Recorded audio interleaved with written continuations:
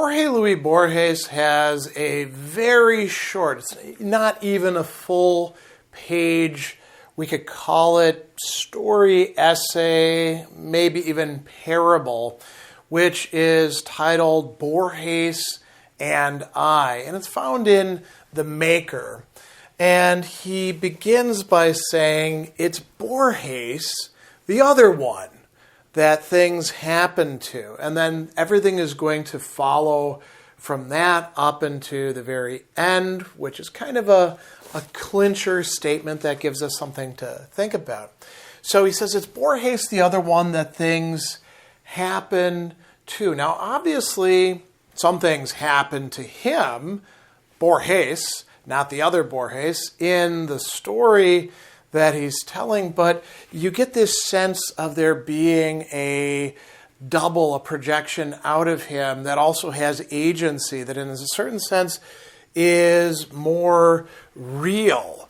And you could ask, is the relationship between these two that of original and copy, or is it something else that's going on here? So I think we can, sort of break this down into several different themes, which we can explore each of them on their own, connected to particular passages.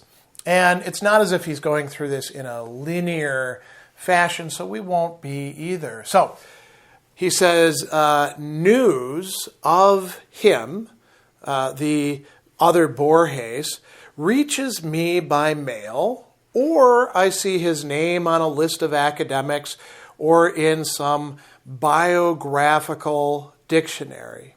And he says this after he tells us, I walk through Buenos Aires and I pause, mechanically now perhaps, to gaze at the arch of an entryway and its inner door. So, in fact, things are happening to Borges, the narrator of this, but maybe they're not the things that really seem to matter the most. Those aren't the happenings. He learns about Borges, the other Borges, by getting letters about him or some other things, by finding him in lists of academics or entries that are talking about him. Today we might say, well, we find out about the other me through social media, or through being written about in the newspaper, or through videos, perhaps, right?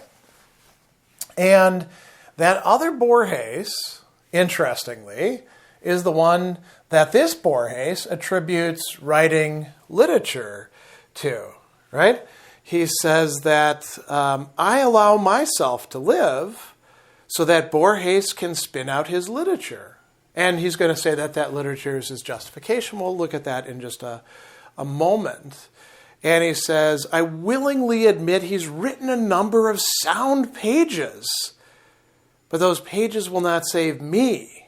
And that me is emphasized there because the good in them no longer begins to any individual, not even to that other man, but rather to language itself or to tradition. And isn't that the situation of every writer? To take one who Borges references in his own works, Homer, right? Homer lives with us yet today, but not that Homer who was reciting, who is composing. It's the literary product, we could say. It's the Borges of this book that he is talking about. So, Borges is writing literature. That literature lasts. It's his sort of contribution. He also says something towards the end that I think is really quite telling.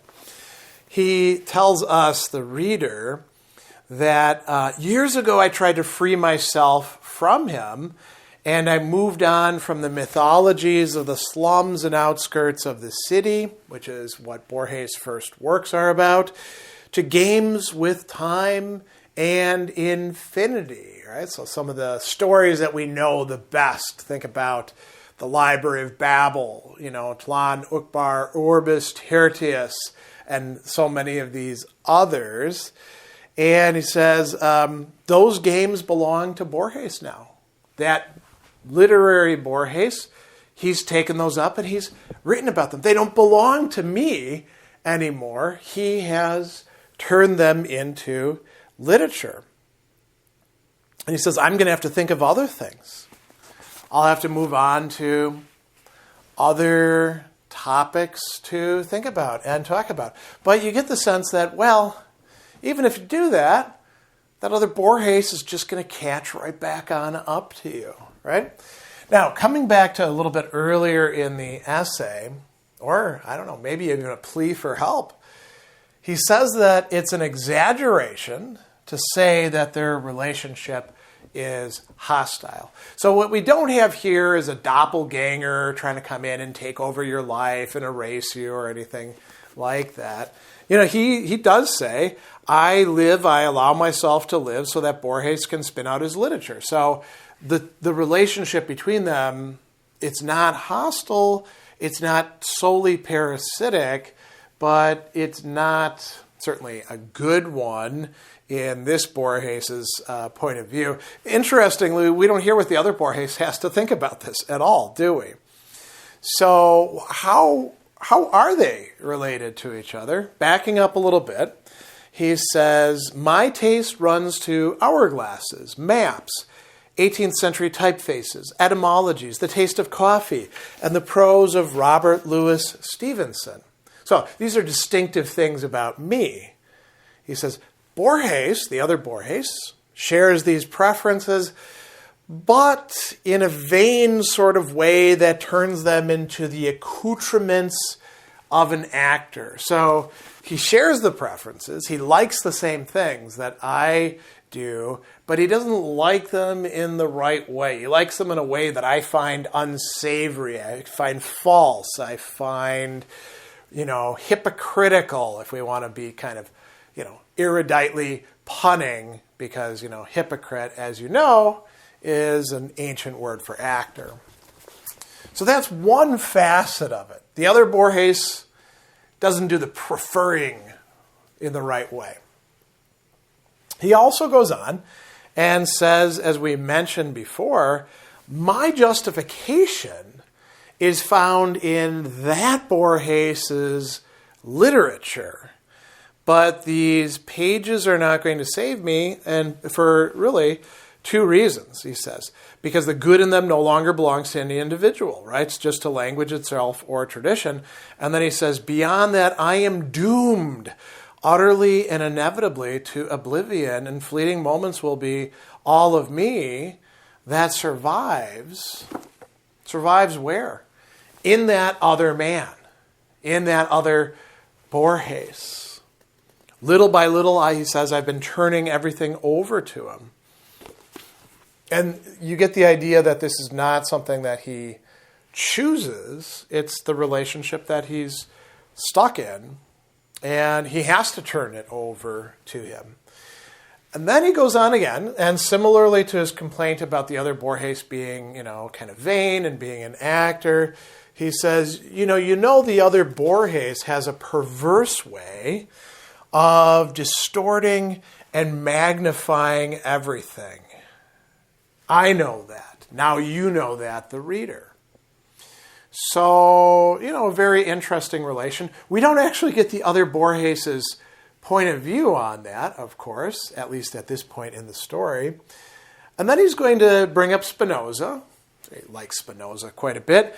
And he says, Spinoza believed that all things wish to go on being what they are. Stone wishes eternally to be stone, tiger to be tiger. I shall endure in Borges, not in myself, if indeed I am anybody at all. But I recognize myself less in his books than in many others' books, or in the tedious strumming of a guitar, right? And he's going to say, my life is a counterpoint, a sort of fugue and a falling away. Now, these are musical terms, right? The other Borges is the counterpoint to him, or he is the counterpoint to the other Borges. A fugue weaves counterpoints together. Each of them is Borges in a way, and neither of them are fully Borges either. And he's going to conclude this with, sort of a twist, we might say, but one which calls things into question.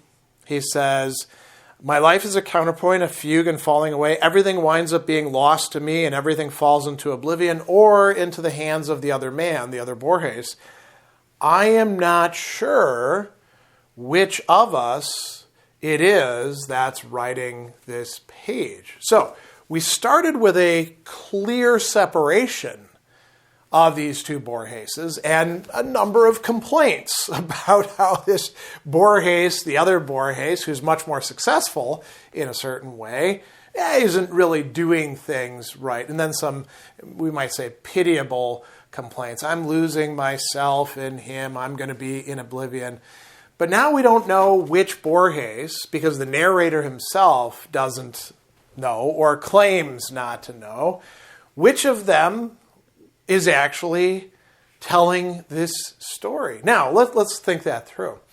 If it is indeed the, let's call it, original Borges, the person who does things but doesn't write the literature but is, in a certain sense benefiting from it, well, maybe he's deceiving himself or deceiving us in saying he doesn't know which one is writing the page, or perhaps he's genuinely confused because this is perplexing.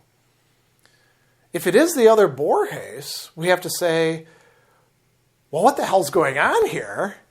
Why would this other Borges be saying all these bad things about the other Borges? Could that actually lead us to think that any of these things are true? I mean, perhaps he is an actor. Perhaps he is magnifying and distorting things as he claims. So perhaps he's telling us sort of clues about him. And we as readers, we can decide. You're perfectly capable of doing that. But we have no criteria by which to decide which of these two Borgeses is actually writing this story to us.